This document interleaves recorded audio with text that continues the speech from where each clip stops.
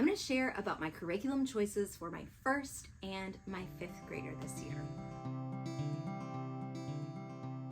Welcome back to my channel. I'm Jess, and here we talk about all things home. Here on my YouTube channel, over on Instagram at Silo and Sage, and on my website, siloandsage.com. All things home, homeschool, homestead, handmade, homemaking. I love it all. And today we are talking about homeschool curriculum, particularly for my first and my fifth grader. If you're new here, I have 5 kids. My oldest is in 10th grade and my youngest is in 1st grade. And there are 2 videos that you might want to watch if you're really interested in what my 1st and 5th graders are doing this year.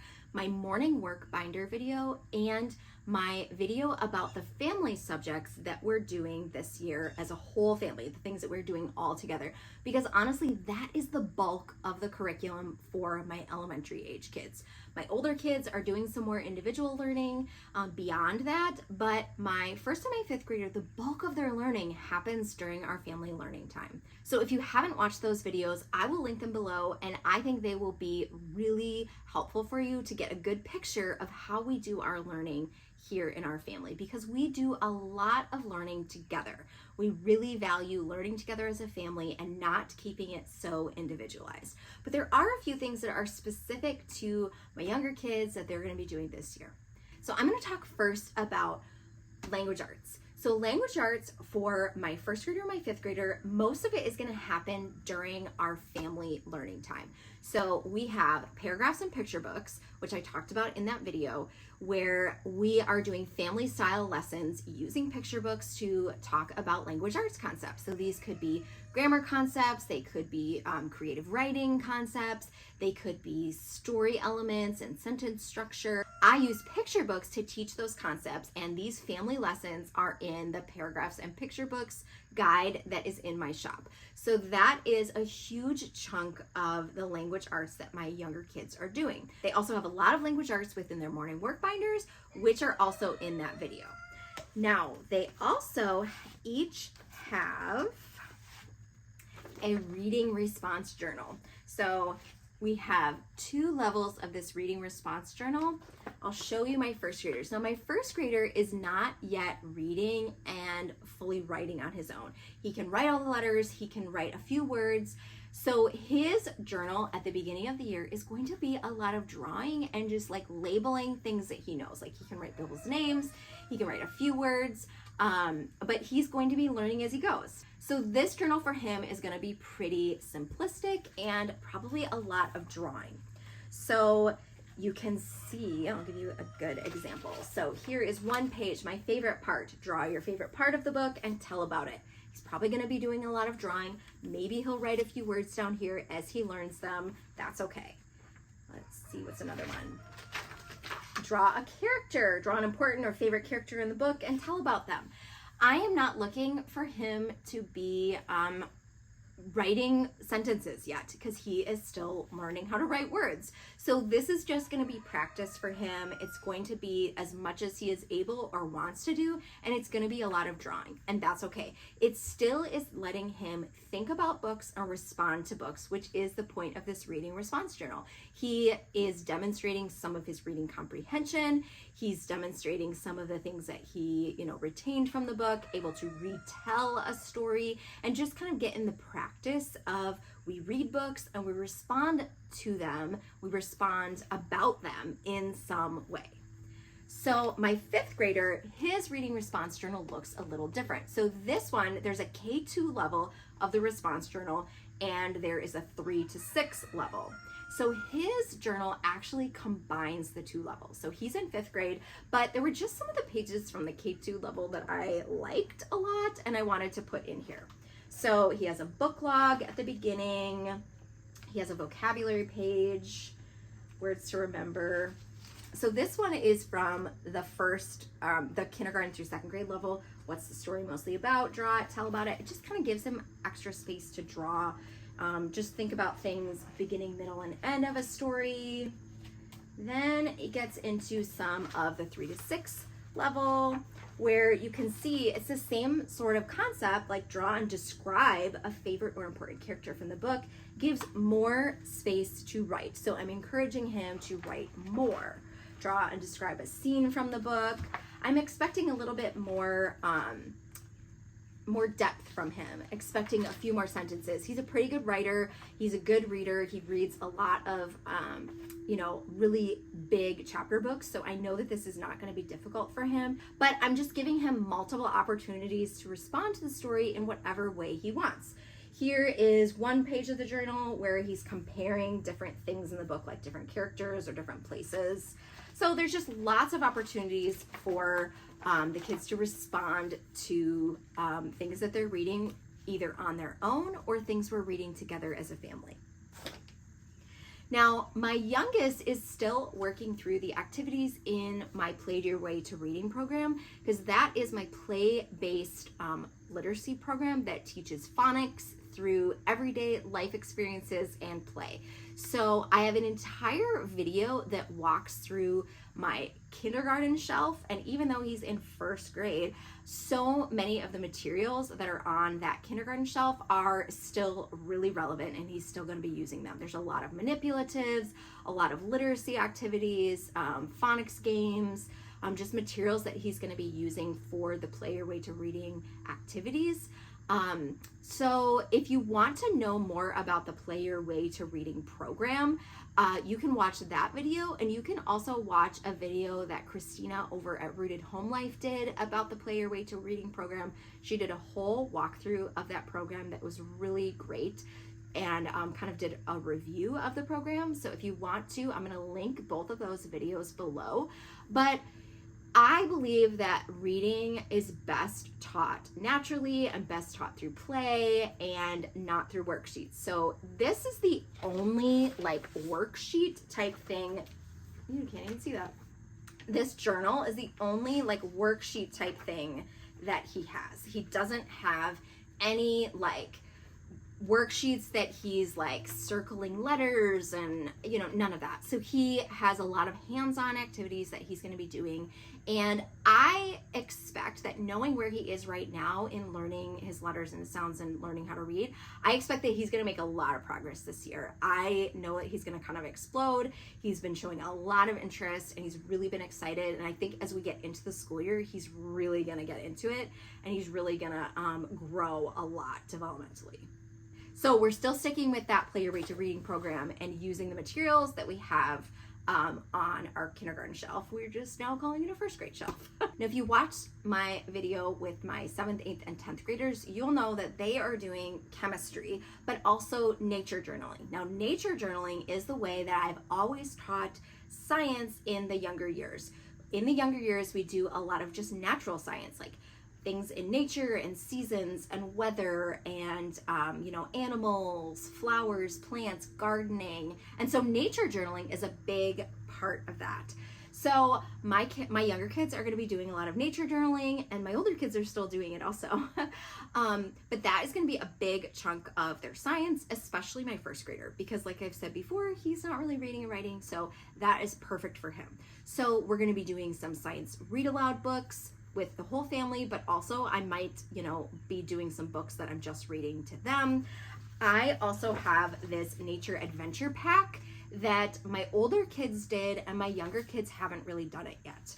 So this one has a bunch of different pages at different ability levels in regards to nature. So there are pages on weather, there are pages on trees and nighttime creatures, wildflowers, nature observations, bird watching, measurements, senses, parts of an insect, parts of a leaf. So we're just gonna kind of go through this as it's appropriate, as it's seasonally appropriate, or as it works with what's happening in our everyday life. If we go on a hike and we find a cool bug, we might pull out the parts of an insect page and go through it together. And if it's something that my older kids want to kind of join in on, they can, but it's kind of something that is a little bit geared more toward elementary age, so I think it'll work really well for them. I also am going to go through the weather and water cycle unit study that I have. I went through this with my older kids, and I think it'll be really great to go through it with my younger kids again, because I think my 4th, he was probably only maybe 3 or 4 when I think I went through it with my older kids. So it's something that he hasn't really experienced yet. So there's, different pages for different levels, and it has a lot of books that go with this. So this is a literature-based unit study, and it has some like writing prompts like this, or like water cycle pages, different activities to do, different experiments with water and weather and things like that. So I'm gonna go through that with them too, and they will probably kind of, especially my 5th grader, will probably do some of the science experience, or at least like be watching and observing some of the experiments that my older kids are doing. So he's gonna get a little of the chemistry too, and we're gonna use a lot of, here it is, Usborne books. So Usborne Books, the company's now called Paper Pie. These are some of my favorite science books to pull in at the elementary and even middle school and high school sometimes. But especially at the elementary level, there are so many good nonfiction books, and they have a ton of science books. So a lot of the weather books that I'm going to pull in are Usborne books, and just a lot of science books. So this one is Atoms and Molecules. I'll probably go through some of this with my 5th grader, and maybe even like do it as a whole family, because even though it's a little bit, it's not like high school level, obviously, but it has enough information that my older kids will get something from it, especially my middle schoolers and my 5th grader.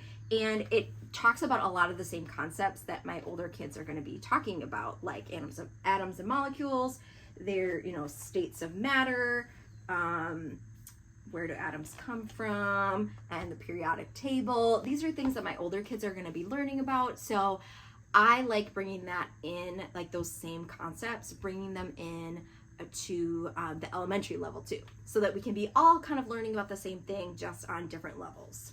So if you watch my video about the family subjects we're doing, you'll know that history is one subject that we do often as a whole family. So we're doing American history, we're kind of doing the Revolutionary War on. So as my kids get older, they're going to be reading more and kind of going a little bit more in depth on the history, but a lot of the learning that we'll be doing is just through picture books. So we've got a whole bunch of picture books, and most of the picture books that we're using for our American history are from the Beautiful Feet books list, because we've done Beautiful Feet books history in the past. So we're going to be pulling from a lot of those picture books to learn alongside with my older kids. So we've just got a whole bunch. I mean, this is not even all of them, like books about the American Revolution, Lewis and Clark. There's so many books on that list, and I love the Beautiful Feet books, like unit studies that they have. I love their history. I think it's awesome. I'm just not going to be pulling from it as much this year, since my older kids are using something different, and I'm just going to be using their book list this year. But I will leave a link to their history, because we have used it in the past, and I do really, really like it. And it's really simple. Like, you read a book, do a journal entry, and it might have like an additional activity to do, but we never really did all the activities. We really focused a lot on the literature, and we would do journal entries that correspond with whatever literature we were reading that day. So we didn't do a ton of like crafty activities or like the art things that were in there. We just kind of skipped over them, because doing a lot of crafty activities is really not our thing. We love to do a lot of art, but just, I don't know, the like crafty things, I don't know, we don't really love them. So we are going to be doing that for history this year. And one thing that I love to do for like my 5th grader for his level is I like to find books that are maybe like they're maybe like a little bit lower than where he really is with like a reading level, but that are easy reads for him in terms of like a novel. So this book about George Washington is a pretty easy book for him. Like, he reads really big chapter books, so this is not a difficult book for him, but it just helps him to get independent in his reading.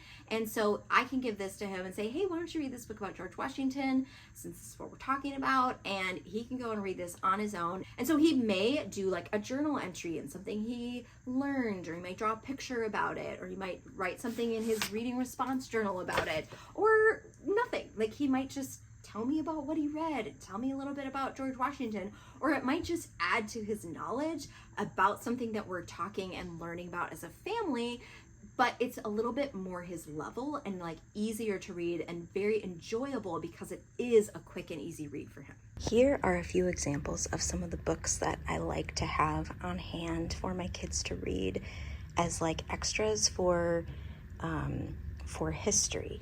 So my 5th grader will read these, but even my 7th and 8th graders might like to read these. So even though like my 7th grader loves these I've Survived books, and even though the reading level is not a 7th grade reading level, these are still really great because when a child reads an easy book, it makes the content very easy to understand and absorb. They're not focused on the words and the actual reading, and it's not like a struggle. So anytime I find these My America books at the thrift store, I grab them. And the same with a lot of these Who Was and What Was books.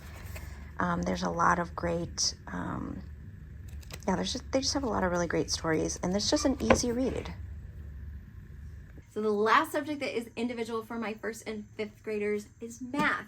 Now, math, I talked about in my 7th, 8th, and 10th grade video that math has been a struggle for us to find a program that really fits. Now, I have always done Master Books Math for the elementary ages, and I have loved it. It was a great fit for elementary, but last year, for whatever reason, I decided I wanted to switch and try the Good and the Beautiful math, and I'm switching back to Master Books. I didn't love it. Now, I didn't hate it. I don't think there's anything really wrong with it, but it is a spiral math, and I didn't really like, it felt very busy to me, like there was a lot of busy work, and it just felt like they were trying to pack a lot of stuff into each lesson, and it was kind of like everywhere, like all over the place. Now, the one thing I really did like about the 4th grade level that my older elementary child was doing last year is that there were videos that went along with it, and that's actually why I tried it, is because I thought that he would do really well, because he's really self-motivated and he likes to do math on his own. He doesn't really like me to like sit next to him and help him. Like, he likes to do it on his own. So it really fit well for him to just kind of like go off and watch a video and do the workbook, but he didn't really enjoy it. Like, he learned and it was fine, but it wasn't really enjoyable for him. But when he was doing Master Books, he really did enjoy it. So we're going back to Master Books this year. So I've got the 5th grade level, level 5, and level 1. I'm really excited to be back in Master Books for them. Master Books, if you haven't done it, each lesson starts out with a story, and the characters carry through all the different levels. And then, so in the story, they kind of explain the concepts too, and then they explain it in the lesson. So it is pretty independent, I find, for kids who read well.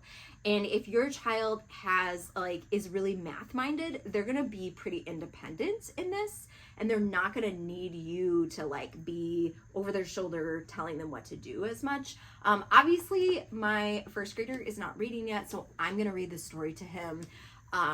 He is also he's pretty math minded too, and there are going to be several things in this book that we're probably going to skip over because he does know how to do them already.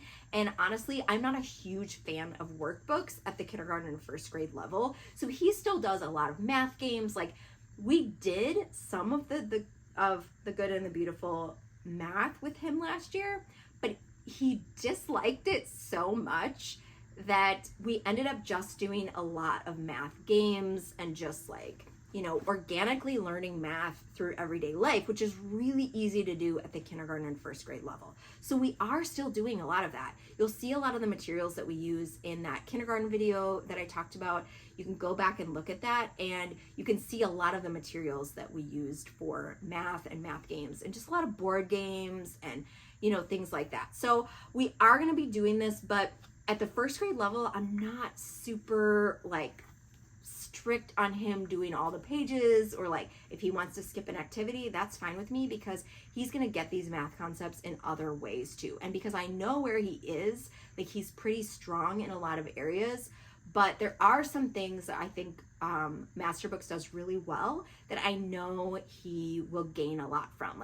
They're really great at teaching and reinforcing the fine motor skills of learning, you know, to write the numbers and to like kind of get the number concepts. And so he is really still working on those fine motor skills, and that is going to be really helpful for him to be using this. But it's also going to be really helpful for him to be doing things that are hands-on and activities from that, you know, learning shelf that we have for him. So I'm saying all that so that you know that this is not the primary way that my first grader learns his math. His primary way is really through hands-on learning and games and activities, kind of like how we do reading. And this is kind of just a supplement and more of just like a practice of how he's going to be doing math as he gets older, and just kind of introducing him to those things and practicing the fine motor skills of writing numbers. So this video is pretty short because there isn't a lot that my first and fifth graders do on their own. So make sure if you haven't that you go back and watch those other videos that I talked about. I will link all of them and all of the resources that we're using in the description below. So if you like this video, hit the thumbs up, subscribe to my channel, and I will see you soon in another video. And in the meantime, keep cultivating your home, friends. Bye!